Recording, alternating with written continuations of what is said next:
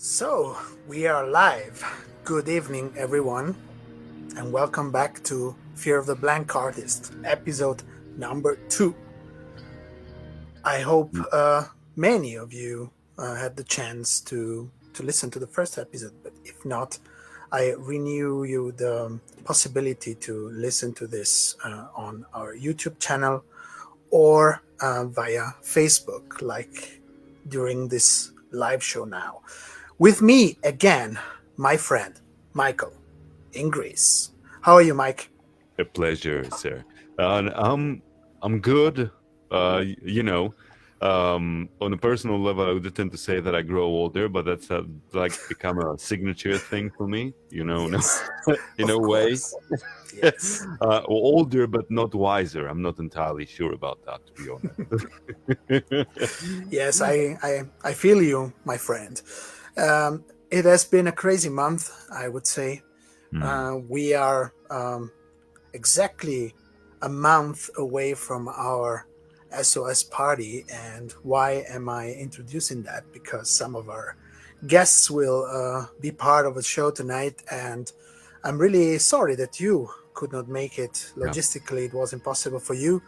You're also part of a mission because you're writing also books between the thousand things that you do.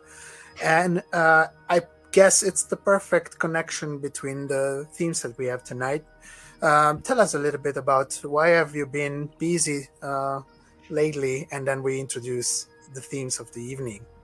Yeah, funnily enough, it's like this was not the first book that I was featured in. Ironically enough, the first one was like a scientific thing, the things I do for work. But to be entirely honest, this thing really touched my soul. Came out of the blue.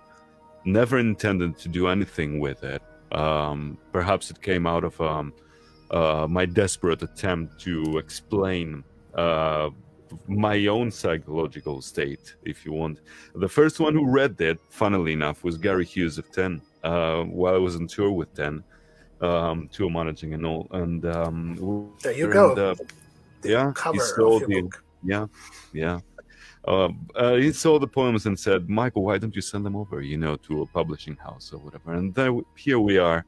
Everything happened so quickly, with the book coming out, having to present it, having doubts even at the last moments about, carrying on with this short book tour that the publisher had You arranged. mentioned doubts. And Well, doubts. And fears is a home theme for us, right? Yeah, so well, you're also having those, right? it was Or more is it like, only the musicians? Just kidding. I'm just gonna have to say one thing. The thing is that usually when it comes to these things, it's like the emotional exposure that may become daunting sometimes, especially if it's something so personal. I agree. But to be honest, knowing me, I would more like willing to bask in my own misery in the hotel room instead of talking about such a personal thing, because it features heartbreak. It features me trying to interpret what's going on inside sometimes, because we do tend to box ourselves in things we do as we grow older. So this really had to come out. It's about a descent, mainly. The title of the book is Under the Rose, and it's about under the rose. In Latin, it's sub rosa, which actually means like a secret. It's like an inverted Umberto Eco with the name of the rose, which were like 3 secrets there. But this one was more like interpretation of love or death, or what you want to make of it. It's a descent. Think of Zarathustra as he's coming down the mountain, but it's more like, remember Nietzsche actually said, when you gaze at the void, careful, because it might gaze back at you. It's more like gazing at the void, but in a more responsible way. It's about duty, it's about responsibility, and the final surrender. So it came out like that, it's like an artistic journey in a sense, right? Like what you do.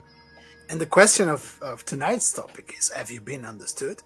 And how authentic have you been with yourself while writing, and with the ones who will read it, actually? Because that's what we're talking about tonight. That you can also give us your your point of view. It's all about honesty, at the end of the day. It's again, we have to, as always, we divide it into two parts: why an artist makes art in the first place, and why somebody consumes art, in a way, right? Yes. So it's more like the artist it's his own, journey to try and find meaning for something, if he's honest with himself, which usually that's what gets picked up in the first place. And the consumer on the other side, the listener, the reader, or whoever that may be, who tries to find meaning through the words of others and try to find something to relate to. And I guess the most important part of it all at the end of the day in that regard is the honesty, but at the same time it must be left ambiguous enough so as to be able to be interpreted in different ways. And I guess that applies to everything, right? Of course. And I think it applies to everyone having a gap between what was intended and the perception, right? So that's the big theme of tonight's episode, is authenticity in the music, but also any kind of art like poetry, and the gap between what we want to express and between the fact that others have to perceive and have a perception of what we actually intended. So I would like to bring in our Katja in for a professional opinion about that. Hi, Katja. I think your mic is deactivated. Good evening, everyone. Good evening. So we are talking about authenticity and being authentic in the music and other arts is often a topic about what do you consider authentic that the people can perceive. But I think also body-wise, I want to mention, and I would like an opinion from your side, how much body language is important in this topic. Yeah, I think we all agree that authenticity is connected to the way you feel. So it's nothing you can play, it's nothing you can act, but it's coming from deeply in out of yourself. And I really would like to talk a little bit about the physical aspect of what's expressed, because let's talk about the brain. Our brain is not only a dead stone inside of our head that is given to us, but it's a living being and we can form it. Let's talk about neuroplasticity. So our brain is constantly building new connections, and our brain is also constantly flooded with neurotransmitters, and everything of this depends of what we're giving to our brain. So how we talk to ourselves, how we think about ourselves makes a difference. So our reality forms while we are giving ourselves affirmations, because the brain believes everything, the good things, but also the bad things. So we also have a choice to decide, what do we feed our brain? Do we give ourselves good affirmations? How do we think about our talent, about our way to perform? It makes a huge difference, also physically. Absolutely. I agree. And to be fairly honest with you, since this is an open talk, it isn't ever easy for me, body language wise, to talk publicly, for example. Let's make an example during our party, our SOS party last month in November. We celebrate our opening every year around 20-ish of November, and last month has been 21st of November, a new episode of our party. And you can see even my body language, it's never the perfect one, because I'm not used to that, right? So I'm also growing, and in the moment I'm doing things, I am trying to improve what I want to express. Of course, there is always so much. There are so many people. I don't like to prepare too much, and I like to improvise because, hey, we're artists, so we try to improvise. But also in an occasion like that, it isn't easy for me. Although I've been in several stages, but that's not the same role, right? And the body language is different. I don't know if Mike agrees with that, because I would like to take the opportunity also about to talk about this theme, and we have a guest that we also had the honor and the pleasure to have during our party. And I would like to introduce you and to everybody who's reading us or who will watch us later on. Please welcome our friend Guido Tonizzo. Good evening, Guido. Hello. There you go. Thank you Good for evening. inviting me. Hi. You're welcome. You also have been party present for us, and it was the first time you've been at our place, and it's amazing. There's been a beautiful evening, some slides of the show. Really? And there you go. This is the moment where we introduced you, and it was very difficult for me, having the fears of, okay, I'm doing something wrong, or I'm not saying the right thing. You are the expert. What can you tell us about the themes of tonight? So authenticity and the self-expression, and in connection with what I said. So I take myself as a case scenario for an open talk. Okay, thank you. As you saw in the picture, I was very happy with the SOS t-shirt. Yes. So maybe first of all, what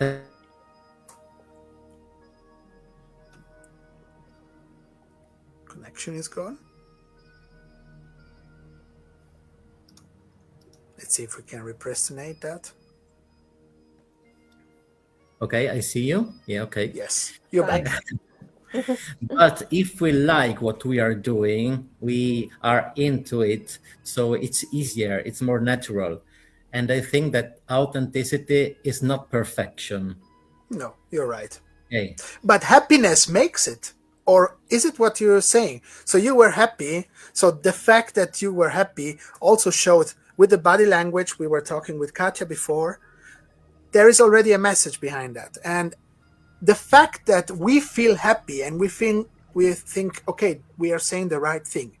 But what's the gap between what the others in front of you, in front of us, are perceiving? Can you explain us this difference? This is very interesting, in my opinion. Yeah, I teach public speaking, and also for singers, for artists, or for public person.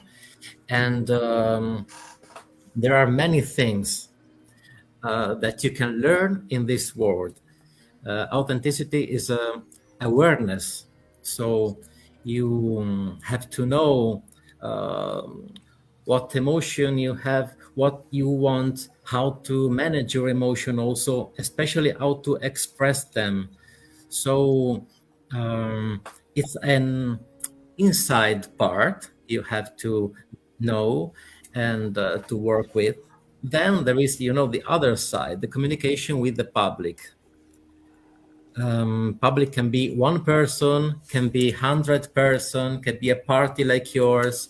So every situation is different, and it's incredible that every time I also, and I think all of you, you're all expert with the people and with public, and with stages, but every time is a different experience. Exactly. That's what I meant before. So for me, for example, it's a completely different experience when I'm on stage and playing for the people, singing for the people, and when I have to take a speech. So that's exactly what I wanted to know from you. The perception that the people have from different skills, from different sides of speaking to the people. What can you say about that? Yeah. Communication is always a thing. If we talk about communication, okay, It's always a thing related to you and both to other people who's watching you. Okay.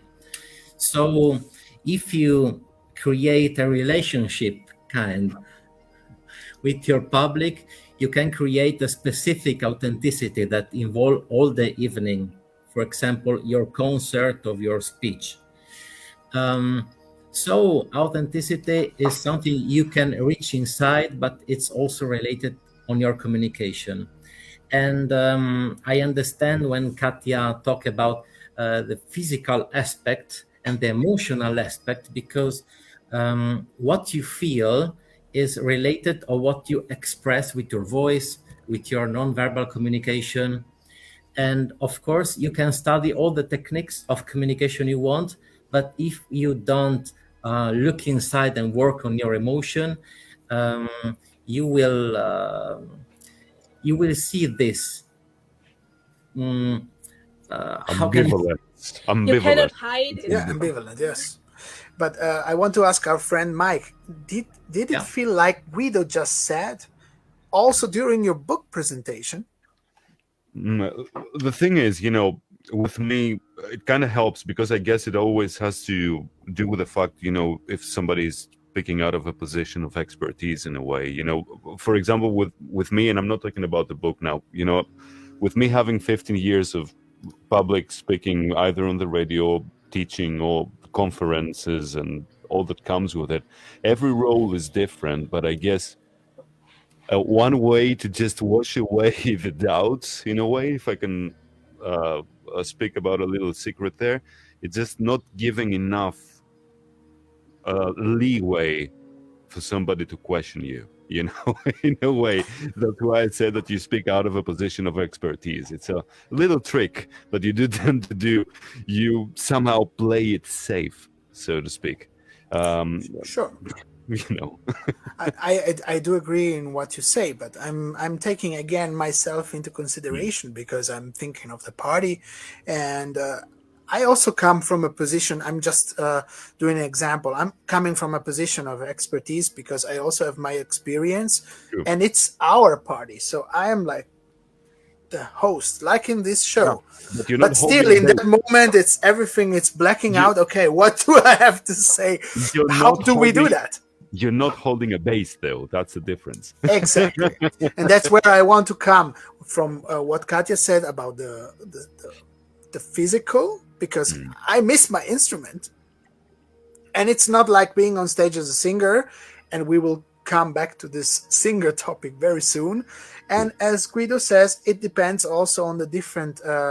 I remember. Roles. You made a great point. You made a great point because I remember that was an interview I've read at some point of Glenn Hughes.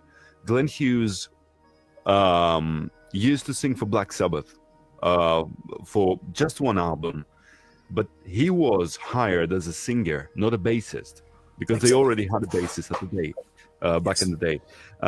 And I remember he said he never felt comfortable on stage because his bass. He was not a singer. He was used to having a bass in his hands while singing. I may remember the same topic actually coming from Hansi from Blind Guardian. Do you remember that?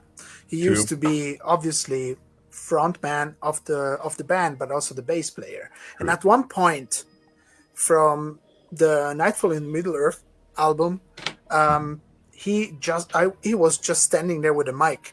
And I guess if I'm not wrong, I also read some interviews or heard some interviews with him talking about this topic, and you're missing something, right?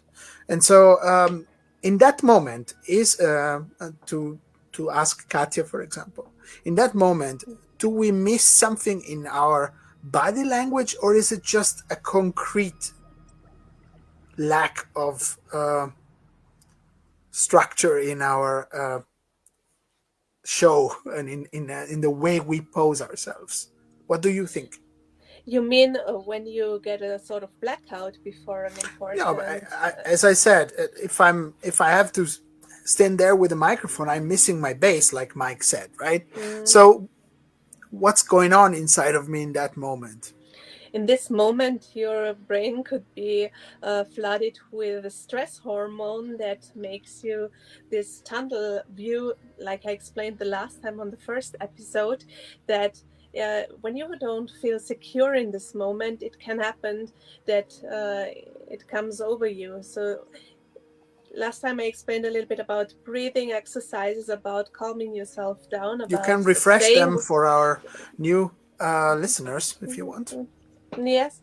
So last time I told that it's very important to be stressed, but there are different kinds of stress hormones. So we need to be awake, we need to be focused. This can help us to do our job.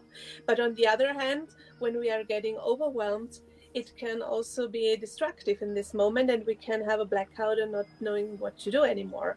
So when you know about yourself that you tend to be very nervous in a certain situation, you could do in the times before you start, you can try to calm yourself down with breathing exercises, for example. Absolutely.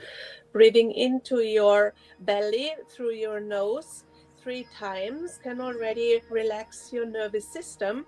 And you can see also times when you cannot sleep or when you are a little bit over the top, that this brings you down in a very short time. It could be a first aid practice to do. Nice, thank you. And Guido, do you agree with that? So how do you handle that personally when you have to have a speech? I want to know from your side. If I understood right, when you, Fabio, have the bass, you feel better. It's easier because I'm used to that. Okay. I go on stage, I do my thing. I can interact with the people. I think some people have maybe seen me in the years. But if I have to have a speech, I'm not so used to that. But you are regularly having speech because, it's your job. So how do you handle that? Yeah. In the coaching, we call anchor the thing that if you are used to do something that makes you feel comfortable is better. And if you don't have, for example, your base, you can be less comfortable. For example, when I go on public, I have this anchor. I do like something like this. Okay, simply like this. So a simple movement. Yeah, when I do this, this movement is anchored, associated to a specific emotional state. Okay. And we can work on it and create an anchor, so we can link a movement, a word we have in our mind, a thing that we wear, a specific thing to an emotion. And this is very powerful if we learn to do this in an intense way, because it helps us to put away all the doubts or the question or the interferences that can limit us, and give us positive state. And also with the breathing techniques and Katja techniques, you can work a lot on this, because when you feel good, things go naturally. Yes. Okay. It's totally understandable. Katja? I maybe want to add something. I completely agree, because I made exactly this experience in a time where I was going out of my comfort zone. So a few years ago, I had the chance to play with Serenity on stage, and I had the great experience with a friend of mine who showed me to do one of these anchors, and I decided to do it on my thumb. So because I thought, I'm a person who forgets everything and everywhere, but my thumb is always with me. So I connected the holding the thumb with a very positive feeling, and I programmed myself before over weeks with this positive feeling. And the goal was to avoid this extreme nervous situation, to calm already down in the first place. Yeah. So I made this experience, and I think the base is your anchor, You didn't Could know be. about it, but it is, because it makes you a comfortable feeling. You have experience, you have positive connections about you and your bass together as a team. So it's your Memories. anchor. Yes. And Of course. what do you think, guys? Is the microphone the anchor of the singers then? It can be. Yeah, maybe. And I think that singers are showmen by definition. Though, you know, their voice may be the instrument, but, you know, they want to bring out something more than just feeling safe with their instrument in hand, in a way. so it's a mixture of the things that we just said, right, Mike? So that's what you say. Because tonight we are very lucky to have a singer with us. And I would like to welcome you, Giorgia from Final Stage. We had the pleasure. Welcome. Hi Giorgia. everybody. Hi.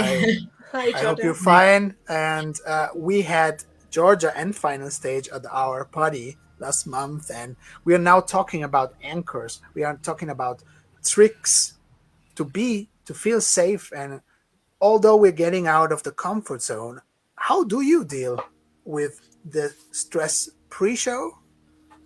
If we can talk Well, about this. it's a good question because sometimes I feel stressed about it. I feel like anxiety, but I'm lucky because when there are a lot of people, I relax myself because I maybe the adrenaline rush into my body. I feel like super powerful, and so of course for me, you told that the mic could be an anchor, and I think yes, I agree, because when I don't have my mic, I feel stressed, and so when I go on stage with my mic and there are a lot of people looking to us, I feel super energy, powerful, and come on, it's the time. So, and of course, before the show, I have to do my vocal Routine? exercises,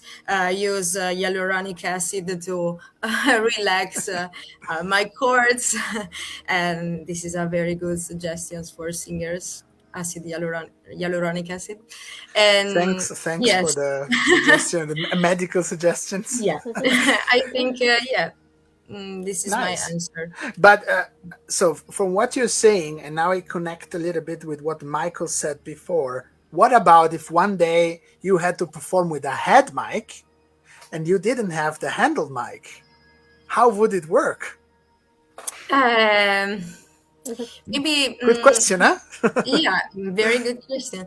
I imagine myself doing this, and I think I would feel my interior energy and free myself. So I think I would start and sing with all my energy, my power, because there's not my instrument that hide a little bit my anxiety.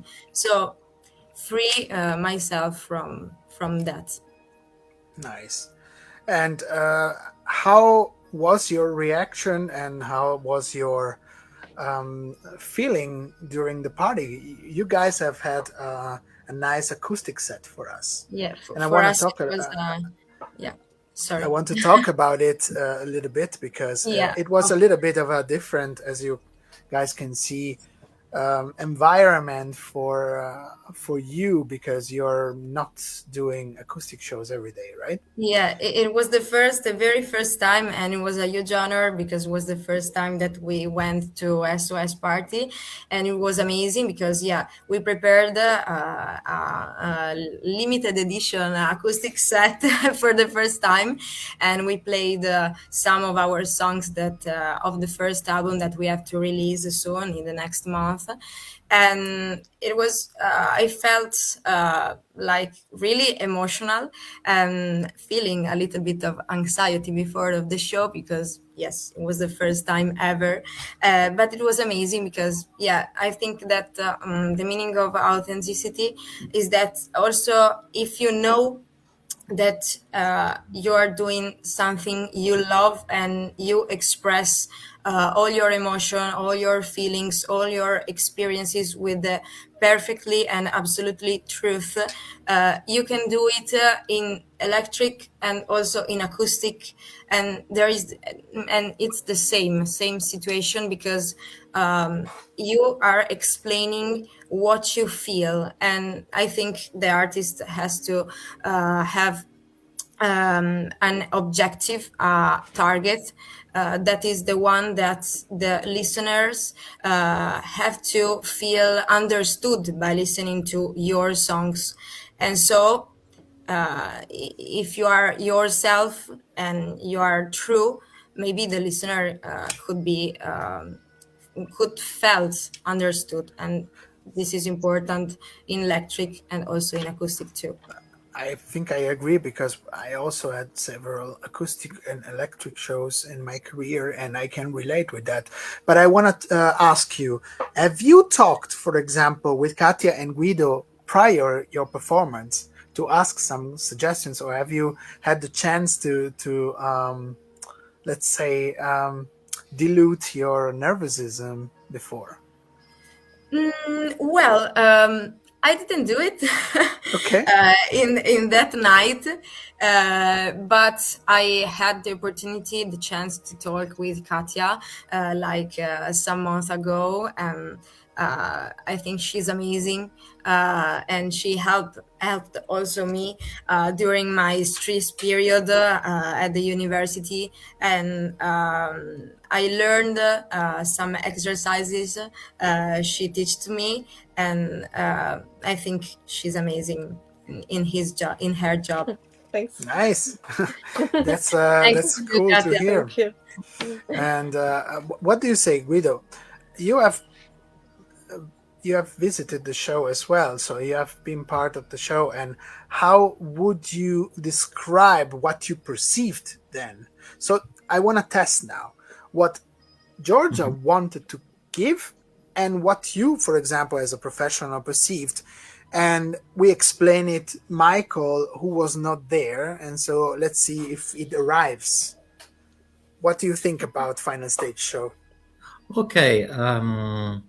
My consideration can be related to final stage and also to you and to the party and to your hospitality. So the feeling was like a kind of family, but Nice. not just a family, but a professional family. So Thank where you. Compliment. a high quality family. So yeah, I appreciated the final stage performance, and I know that it's very difficult or challenging to perform in acoustic if you are used to perform in electric way. Years ago, I didn't tell tonight this, but I am also a musician too and singer. Of course. And many years ago, I had the same step. So I was very used to sing with an electric band and with high volumes and special effects. And I was used to hear my voice in that way. When I started singing with just a piano or with just an acoustic guitar, I discovered my frequencies. And I saw that. So you discover also your authenticity, maybe the soul of some songs, and I heard all of this in final stage. So if you play a song and it is nice, also with just a simple guitar and voice, it means that it is a good job. Yeah, The famous campfire trick. When it works at the shore with just an acoustic guitar and a voice, it always works, right? Do you agree, Mike? Yeah. So yes, thank you for your opinion about that. And Giorgia, did you perceive the same familiar feeling during the party and during the show, especially? Did the people react well? Because you guys are working on a release, an electric release actually. So Yeah. that, as you said, it was a special limited edition version of Yeah. Final Stage. I would like you to tell us a little bit about that, and then maybe tell us what's going on now with Final Stage. Yeah, I'm super happy that Guido perceived this, because our objective was to transmit our essence, totally our essence, and I think the acoustic version permits you to do this, so you feel more pure, without tracks and everything like this. So we were feeling a little bit of anxiety, because we didn't know what would be, if we would explain all our essences or not. But I saw that the people really liked this, because they were focused on our performance, and that was amazing for us, because they gave us security, right? And so we felt like a family in that moment, and all in the evening, in the entire evening, in the SOS party. So thanks again for that opportunity, and because it was an opportunity to express ourselves in a different way, and was super cool. And we released a single 2 weeks ago, Stoicism. The single is called Stoicism, and you can find it on every digital store, and also on YouTube. We published also the official video. And I think that I'm happy to talk about Stoicism tonight, because me and Final Stage, my bandmates, always tell about what we feel, what we experience, what are our emotions, what are our feelings, and I think this means authenticity, and because our objective is to make the people understood by listening to our songs. And in Stoicism also we did like this. So we talk about a theme that we felt during our life, and we are feeling now, that usually people are scared to express themselves to the others, because they are scared about what they think about that. And so maybe people prefer to hide their emotion, their feelings, their experiences, because they are scared.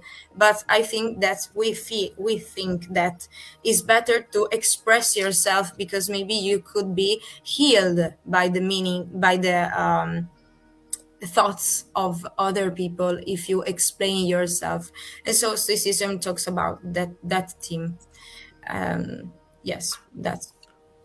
And for example, for somebody like Michael, who was not at the party, Mike, do you perceive, do you understand, can you imagine the party, although you have not been there?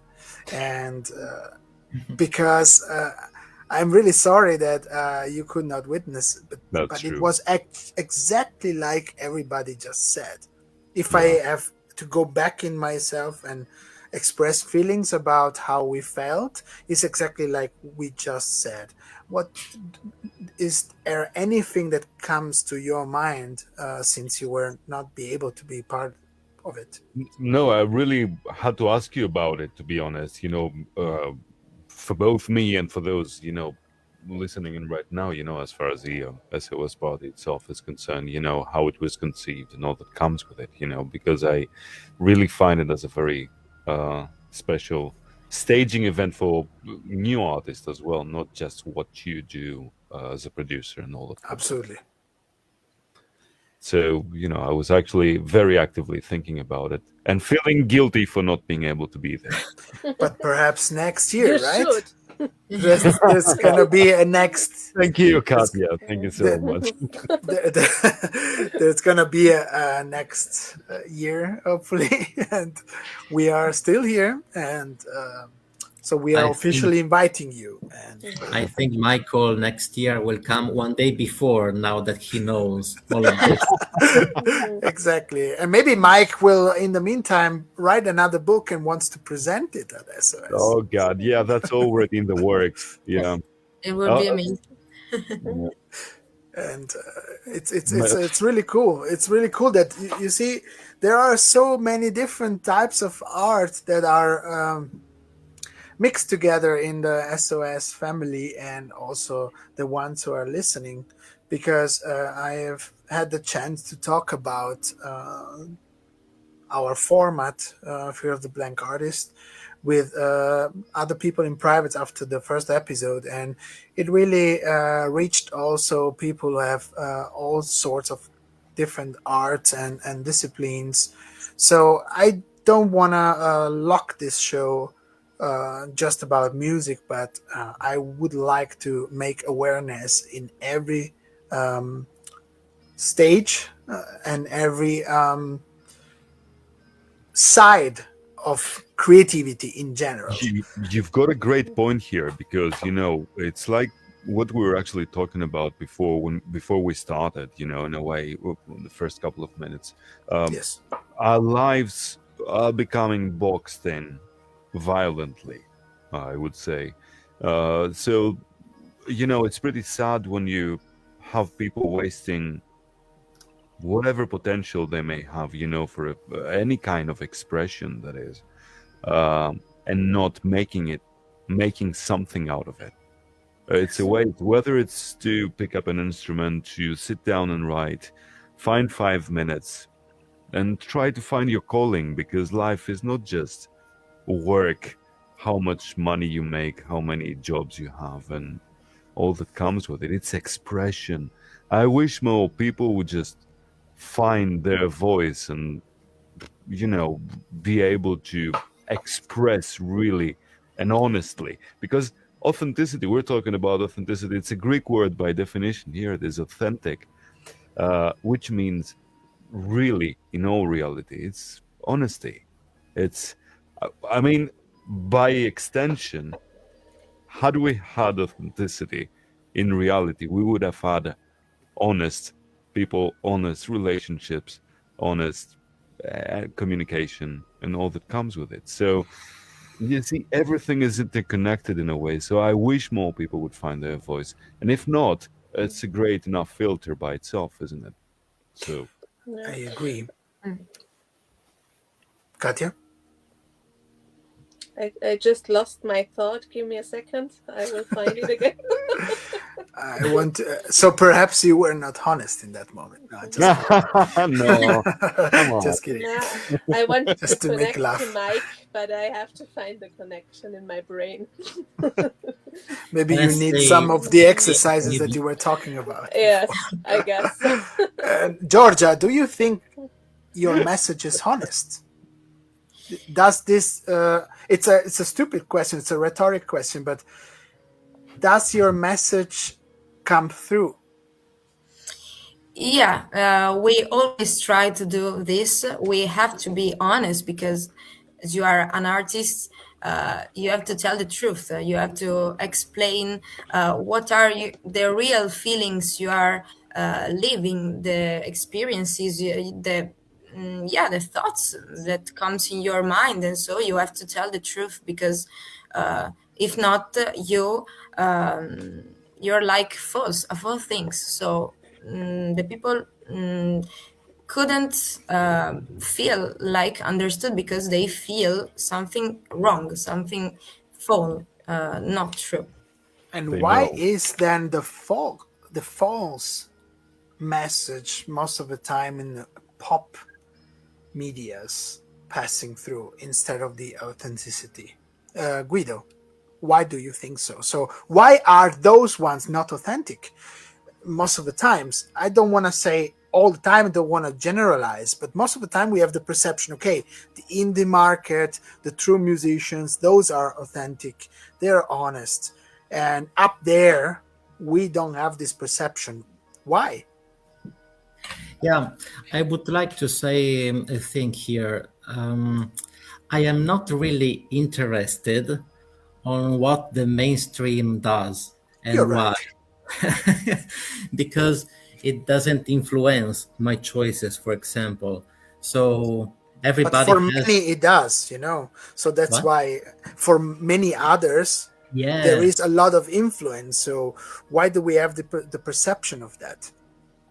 yeah, but it's true because a lot of we are talking about art and communication, and these things flow better if they are authentic. So if they talk your unique characteristic, your the unique way you are.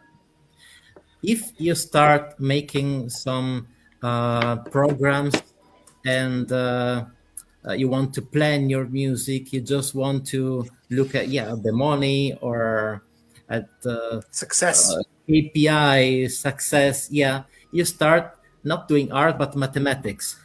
Okay, of finance, Yes. so it's a different even language. worse. Yeah, yeah. What I wanted to add to the discussion is this relation between art and authenticity, because it's incredible that art is expression of ourselves, but often it expresses things we don't even know about ourselves yet. Correct. Okay, so Mm-hmm. it's more than honesty that is fundamental, but it's also discovery. So if Good you let point. art do its job, is healing, and I think authentic by definition. So I think authenticity is more a state condition than a choice, just a rational choice. The feeling that when you do something that resonates with you, you are in the right place in the right moment, and of course, honest. Yeah,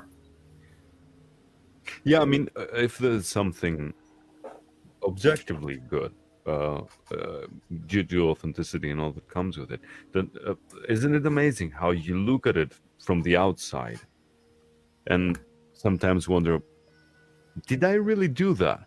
You know, I don't know True. if it has happened to you, but sometimes if you, I mean, it's always difficult to be 100% objective about something that you create, but let's say that you manage to do so, or if you revisit it a couple of months later, you say, how come I can't do this with my finger, but I will just say this.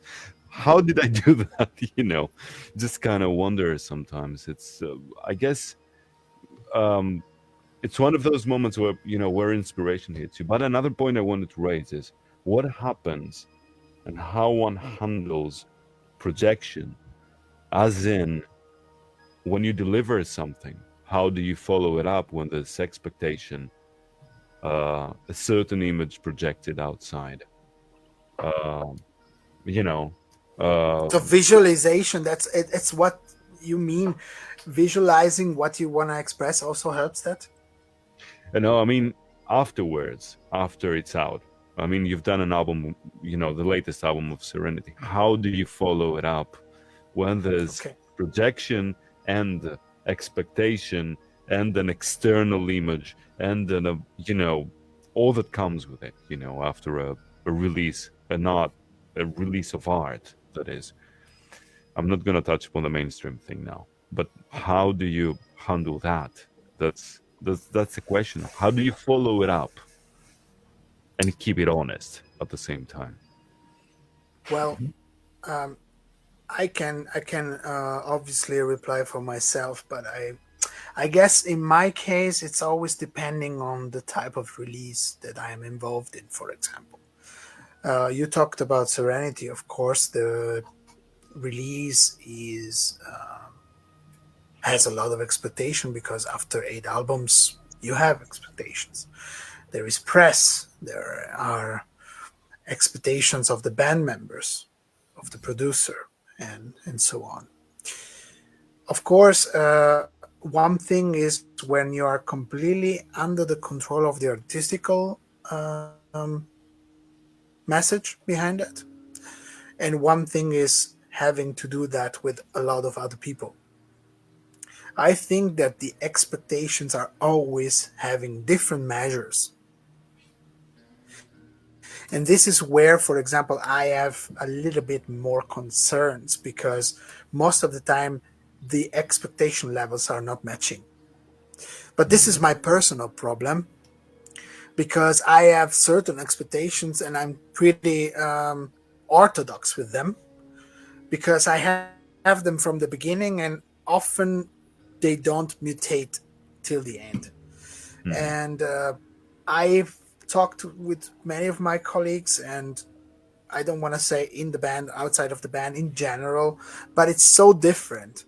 So I handle it differently in the core of a band, and when I am in the position of decide artistically, I handle it completely different, because I feel way more responsibility. So I don't know if that answers your question. It's a complicated theme. It does, because I will keep the word responsibility to it all. That's, because you are responsible towards yourself, towards the people that you present your art to, and of course towards the image that you project and you've created. Yes. So, and I would also say that in the case where I am the producer, which is even another case, because I'm not the musician, let's say, of the band, I am not part of the lineup. I am, let's say, an external member, almost like call it like a paternal figure. Yeah. Of the whole project. And when I say the project, it could be that album or that band that you may have grown up yourself from the very beginning to a certain stage. And there, the responsibility for me, it's even higher. I feel it higher. And so I have to handle that differently than my own music, because in the end, at the end of the day, I can't be the band members. So the band members, or the ones who are hire me as a producer, still in my world have their own final word, let's say. And so there, the responsibility percentage, let's say, changes, but the amount of responsibility that I take, and perhaps I have to work on it, it's maybe higher than what I should, because I would have to anyway put myself outside of the project. But it's like having a kid, right? It's you're never, as you said before, completely objective on something you're doing. But one thing is being the parent, and one thing is another type of figure, a teacher, a stepfather, or another type of figure. So a mentor. It depends on, a mentor. I often have this definition in my promotional messages, because that's what I hear from some of the students I've told you as well, some of the artists I work with. I have told you. I don't know. It's a yes, and it's a responsibility, whether you like it or not. It's also, you need to keep it up with it. True. And of course, there, for example, to sum it up, you need to be authentic. Without that, there is no mentoring. And therefore, when I am working in a production team, the only way I can be mentoring is being authentic. Like when you try to write music, and like when you try to perform on stage. Do you agree, guys? Giorgia? Absolutely. Yes. Also you, Guido? Yeah. I say this, that authenticity is different than being spontaneous. You understand? Yes. Absolutely. Be authentic is more complex than simply being spontaneous. Both are not easy. But no. Yeah, because I think that's why I talked half an hour about it now. It's difficult. Because what Guido mentioned is very important, because I think that has a very important prerequisite here, which is the work that needs to be to have been done on the background so as to be able to support your authentic voice. Being spontaneous is one thing, but this is like a spur of the moment, whereas being authentic requires a certain amount of work in the background that you must have done to refine your art so as to be able to be authentic. So finding your voice also requires lots of work, right? So absolutely. And Giorgia, what do you think is final stage soon? It's going to be bringing more authenticity in this world by publishing a beautiful album, and bringing more messages to the people. Yeah, of course, that we in every our song we try to explain, as I said before, what we feel, because we are a need, we have a need to express ourselves, to be authentic, because I think people research this authenticity in the artists, and like I said before, to be understood. And in fact, it was amazing because like a few years ago, with our latest single, with our first single, Save This Art, a super cute girl from the Netherlands wrote us that with our music we saved her life, because she when she listened to our songs, she felt like safe, and she I think she felt understood, and she felt our authenticity, and yeah, she wrote us, and it was super amazing. And so we try every day to be more authentic as possible, because I think it's the only way to express yourself with the music. And so all the songs of our first album that we have to release soon talks about our different feelings in the society, the problems of the children's of society, of the younger generations, and problems with the future, insecurities, and all this stuff that I think people I think that relate. people deserve. Yeah, they deserve that someone play and tell them what we think about it, so they can feel understood and feel much better. That's also responsibility. So we definitely hope to hear more of your music out soon. Thank you. And see you live, perhaps on tour somewhere where we can be soon. Yeah, we hope so to come back to on touring soon. Hopefully, yes. And time is running, so it's time to say thank you and goodbye to our beautiful guests. So thank you, Giorgia. Thank you, Guido. Thank you so Thank much you. to you for the precious words, for the beautiful art that and skills that you have. And we will for sure talk more soon, and we will have other chances to talk again. Thank you, Katja, for the special Evo skills and exercises. Thank you. And thank you, Mike, for being my favorite co-host as always. And let's wrap it up. And I wish everybody who is celebrating Merry Christmas and a Happy New Year. And to the ones who don't celebrate, see you next year. 2026 is going to be full of new things for SOS and for this format. I hope you guys enjoy it, and see you on the third episode. And thank you very much. Take care. Good night. Thank you so much. Thank you. Thank you. Bye. Goodbye. Wish you a Merry Christmas.